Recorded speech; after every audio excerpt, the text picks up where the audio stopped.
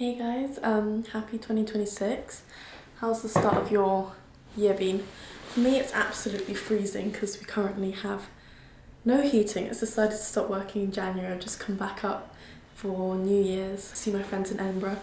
It's very chilly, but here I am. I'm just chilling, watching a few movies with my friends and not doing an awful lot, so I thought I may as well try and actually start my YouTube again. I'm gonna see how successful it goes, but touch wood, stay a little bit more consistent than last time. Thought I'd just start with a chill ins and outs video for 2026. I've seen a lot of New Year's content. I figure it's a nice entryway for my channel. So I thought I'd try and start each YouTube video with a fragment of media that I've read or something I've engaged with that I'd recommend or sticks out to me. So this week, or like the past few days, I've been reading New Age of Sexism by Laura Bates, and I got the recommendation from What Zara Loves, who's a YouTuber. She does Taboo on the Bus, which is, I'm sure a lot of you have seen it. She talks about feminist and queer issues on public transport so that people who typically wouldn't research it or wouldn't think to care about those sort of topics can overhear and learn about some really interesting points. So I've been reading that. I've got about 100 pages left. It's really interesting.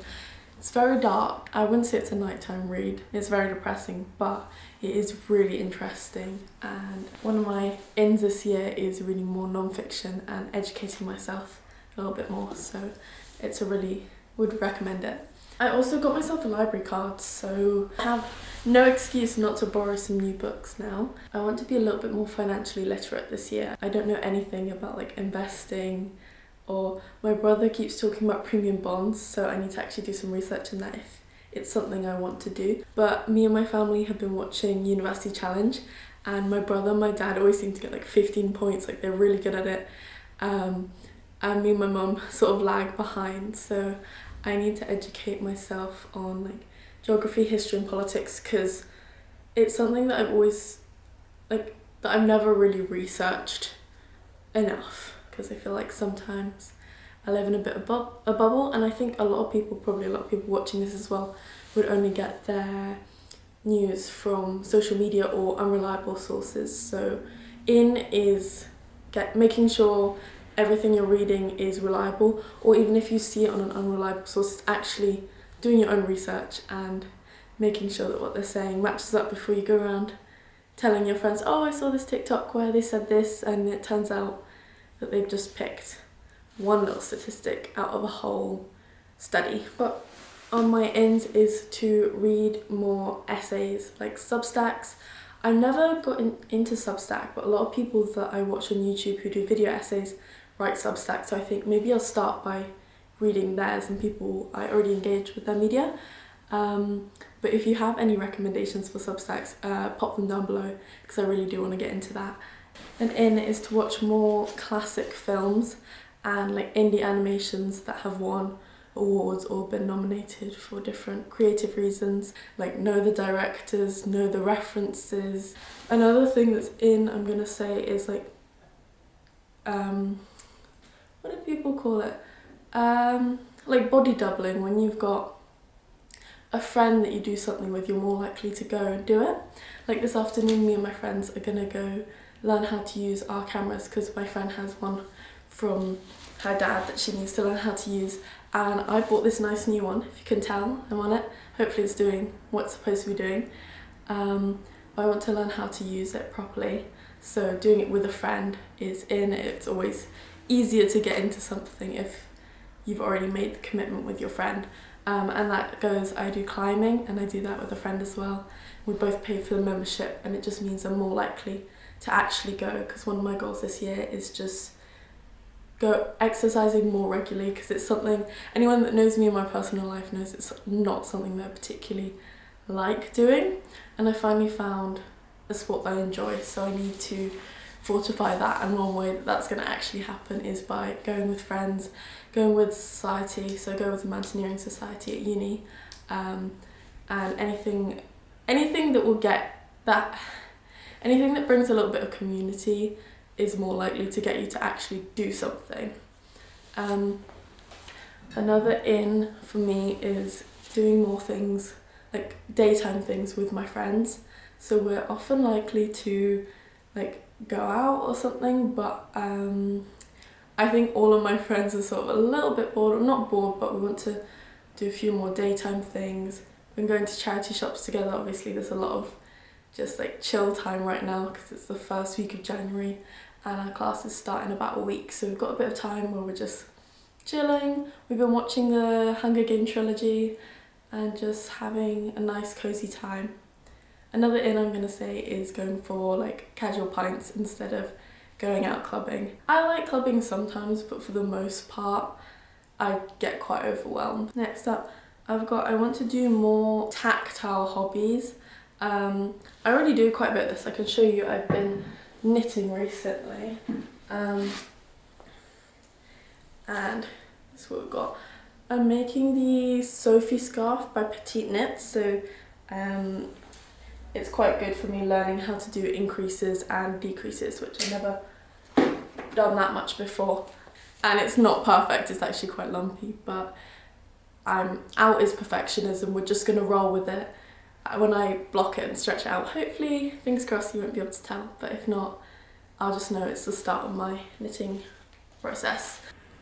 In is always learning new things, developing your skills. I'm currently learning how to drive, which is a terrifying thought. I've got my test booked in May. I'm hopeful about it. I really want to pass. It'd be really fun to have that freedom. And also my car doesn't, or like my parents' car doesn't have anywhere to like plug your music in. It's just got a CD player and the radio. So in for this year is collecting CDs and collecting physical media. I've got 3 so far. So I've got Life of a Showgirl, Taylor Swift. I've got ABBA Gold from my brother, and The Pyre by The Last Dinner Party, and I went to see them live and that was really good. Would recommend. It's really fun to go to actual like concerts and experiences rather than just watching things at home. It's so much more fun. I would also, last year 2025 I went to 3 different concerts by myself. It's the first time I've ever gone to a concert by myself. I booked to go to Glasgow from Edinburgh, and I went and I had a great day out. Went out, and I would definitely recommend trying things for yourself. That's in for me. I know I said in is hanging out with my friends more, but I think it's a good balance to do both. Another in I've got is collecting, but not in terms of Smiskies, Labubus, Jellycats, anything like that. I mean, unless that's something that you're really drawn to and you're collecting them over time and they have some meaning to you. But I find that a lot of people are just collecting like just for the sake of it, just because they like opening a blind box, and they're really expensive and there's no real meaning to it. Like I collect postcards and I've collected them over like a lot of years, and like different people sending them to me, different places, and they all have some sort of meaning to me. Also, I love buying like mail from the charity shop because you can find ones that are written in. You can also find old Royal Mail stamp collections. I'll show you, I've got some.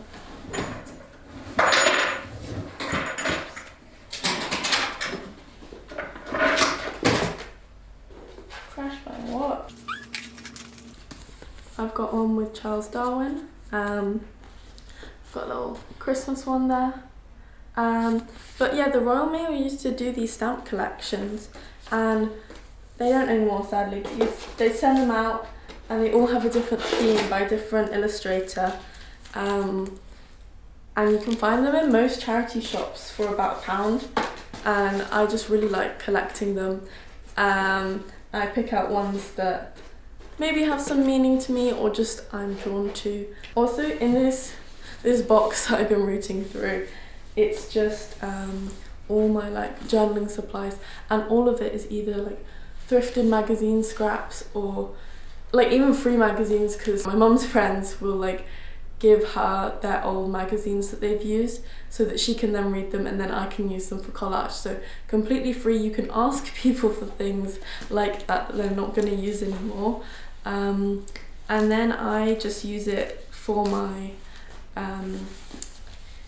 for my journal. So that's another thing that's I'm saying is out, is spending a bunch of money on hobbies. I think it's often a distraction too, especially in the new year. Start a new hobby and then you're like, oh, I'm gonna run and I need these fancy running shoes and then I need the running vest and blah blah blah. Just start with what you have. Don't start out like buying a bunch of stuff before you even know if you like it, if it's something that's for you. But this is like the sort of things I put in my journal. I've got a little playlist, and so I can look back and see what I was listening to at the time. I had like tattoos I wanted to get. Oh, I really like this page. This was when I got Chapel Run tickets. I feel like this collage just like expresses the feeling I was feeling when I got those tickets. So it's just a nice thing to get into and look back on. I'm a very sentimental person, if you couldn't tell from this video, but I do like collecting little scraps and stuff like that. A little bit of a magpie.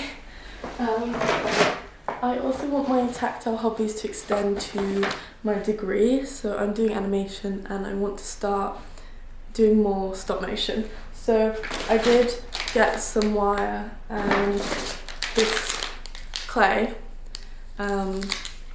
which is meant to sort of look like skin, and that's going to be useful for making puppets, but that's the only thing I bought for it. Everything else I'm either doing like printing through the uni, or they've got free materials hubs, so I can use scrap fabrics, wood for the materials, and I've got a glue gun from my house. I think if you're at uni currently, a lot of places will have a free or inexpensive like scrap material hub, and also your uni like school shop will be a lot cheaper than anywhere else. Yeah, out is spending a bunch of money on things. I just don't think it's necessary. I think you can use what you've got and what your friends have got as well. You don't need to own everything. Especially with books, that's one thing that I'm quite bad at. Looking for a nice book. Like, I've got 1984, The Little Moth. And then I've got this copy of The Bell Jar, and she is gorgeous. Like, look at that, nice pink, and then it's got little figs on the side. Another big in is talking to strangers, like wherever it's safe and wherever I feel like comfortable and it's not imposing. Like when I'm climbing now, if I don't know how to do something, like it's a grade above what I usually do, or I've seen someone do a route and they've done a technique which I didn't know how to do, I will ask people, or I will see someone doing something much harder than me and I will ask them if they could attempt what I'm doing and just help me get started. And 100% of the time so far, people have been very happy to help and just show me what they're up to. And also I've had just really nice conversations with people, like on the bus or the tram when I'm just going by myself. Obviously, like, it's a lot easier for me up now in Edinburgh. Like if I was doing it in London or like where I live at home in Cambridge, I mean, Cambridge is a lot more friendly than London, but still, like, further down south, people are just not as friendly to talk, at least just, like, in public. But if you're in, like, a group setting or doing some form of, like, exercise or, like, a dance class, then I think it's perfectly fine to be asking people how they do something. Another big in is morning walks. You can see it's currently nice and sunny. It is 1 p.m, so obviously it's nice and sunny. I think I really like getting some sunlight in the morning. Obviously it doesn't get light till quite late, but maybe just walking for the sunrise currently would be nice to experience, and I want to do that before I go on my phone at all. I think sunrise before blue light is always a good shout. On my morning walks, I think I want to just be not listening to any media That's a big out for me this year, is always listening to media. I feel like, especially when I'm in the studio, I've always got my headphones on, or like walking anywhere, I've got my headphones on listening to music or an audiobook or podcast, and I just need to let myself think. Like, I think everyone is letting other people think for them, letting AI think for them. So in is thinking for yourself and finding inspiration from other places, letting your brain rest so that it can think about all the inspiration from the day and know what to do with it. And also just going to more exhibitions. Like with my library card, I can go to some exhibitions, and there's plenty of free ones here. I think most places will have at least that a gallery is free, even if the specific exhibition isn't free. So I would just go to whatever's close to you, go to your local museum, gallery, and just explore, find something that you really like and ask, why do you like it? Also, I think maybe an in is bringing a little notebook around, like not as a diary, just, oh, I saw that thing, that was interesting, or that cafe was really nice, I should go back, that sort of thing. And when I am in the studio though, I do want to be listening to some more audiobooks, because I listen to a lot of podcasts. My podcasts have been really good this year. I'm going to recommend a few actually. I've got Dr. Faye Bates, called, what's her podcast? Her Discussions. And she talks about things that people under 25 should know. It's specifically tailored to young women, but it's useful for anyone, and she brings in different specialists. Like she brought in someone who was a neurosurgeon and talked all about brain health. Someone came in who specialised in endometriosis and talked about what you should know about your periods and how to know when you need to speak up. There was a really good one just about how you can speak up to your doctor and how to advocate for your own health. And I think that's really important, and everyone should be listening to that, especially as a young woman. It's sometimes hard to feel like it's okay to take up space, and big in for everyone should be taking up space. Take up as much space as you need. So long as it's not diminishing other people, go for it. But yeah, I can borrow audiobooks with sorry, I'm going off on like 5 different tangents at once, but with my library card I can borrow audiobooks. You can use the app Libby and put in your library card number, and then you can borrow audiobooks from your phone. You don't even need to go in. So I'd say that's a really accessible way to be getting into reading if you feel like you don't have the time, or maybe you have a long commute to work. That I want to be listening to some more financial literacy podcasts. I don't know of any that are like very beginner level, so if you have any good recommendations, let me know, because the podcast I was talking about, Dr. Faye Bates, she is really good at bringing people back if there's words that are like difficult, hard to understand. She brings it right back and makes sure the audience is always engaged and understanding, which makes it a really nice like entry-level podcast. So if anyone knows any like that for finance, then that would be really good to listen to. Also, that is going to help me with my non-fiction goals. And I feel like autobiographies are also really nice to listen to as audiobooks, especially if they're read by the author. So I read I'm Glad My Mum Died by Jeanette McCurdy a while ago, and I want to reread that but as an audiobook, because I want to hear her speak about her own experiences, and I think that's something that would really lend to that format. Also, I forgot to say I had other podcast recommendations. I've been hopping around, but I've got Wild Geese by Anna Howard. So hers they're very poetic video essays, they're well researched. She reads a lot of different essays and Substacks to do that, which is another reason why I wanted to get into it in the first place, because I really like and respect her podcasts.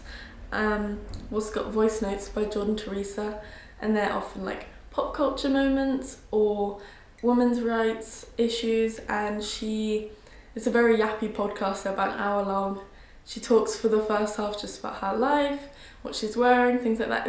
It's quite fun and it just feels fresh, and then she talks about quite significant topics baked into that, which is quite interesting, and it's a good one to have in the background if you're just chilling out.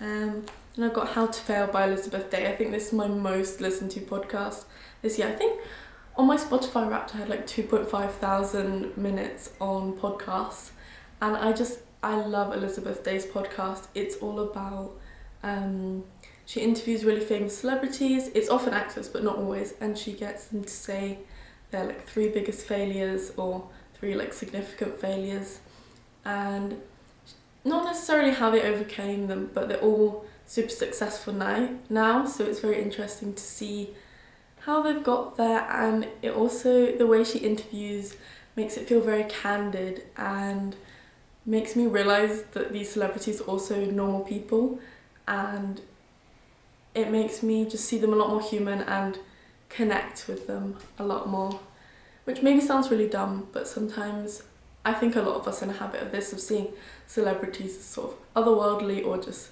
completely separate from our lives, and I think Elizabeth Day has a good way of breaking that barrier. What have I got for my in?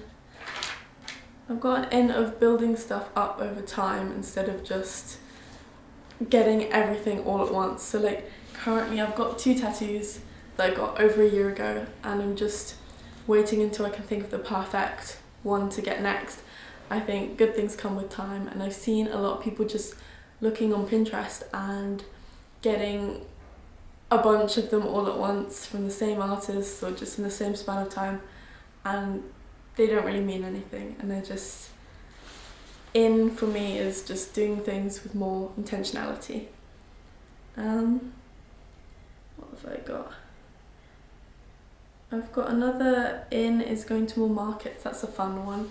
There's a lot of markets in Edinburgh, like the Stockbridge market on a Sunday where it's all different food stalls. There's a farmer's market on a Saturday. There's grass market. Do I have a last in? I think my last in is just going to be making more pancakes. I've eaten pancakes 3 times already for breakfast, and it's 5 days into 2026, and it's made me feel a lot happier. And I'm drinking my tea out my favourite little mug. I think little things like decorating your stuff, it's not silly, it's not frivolous, like it makes life worth living. Art makes life worth living. So in is having fun, just enjoying yourself and just creating more crafting. I think that's the end of this episode. Comment below what you're reading this week, and I'll try come up with a different prompt to say what I'm up to next week. I think I'm gonna film like how I got my first few commissions and tips on what I'd ask for, what sort of rates, how to just approach a commission, especially if it's a family member or family friend, how you still set clear boundaries with them with that. So stay tuned for that. I'm going to try post once a week. We'll see. I'm notoriously bad at sticking to that, but fingers crossed. I'll see you next week.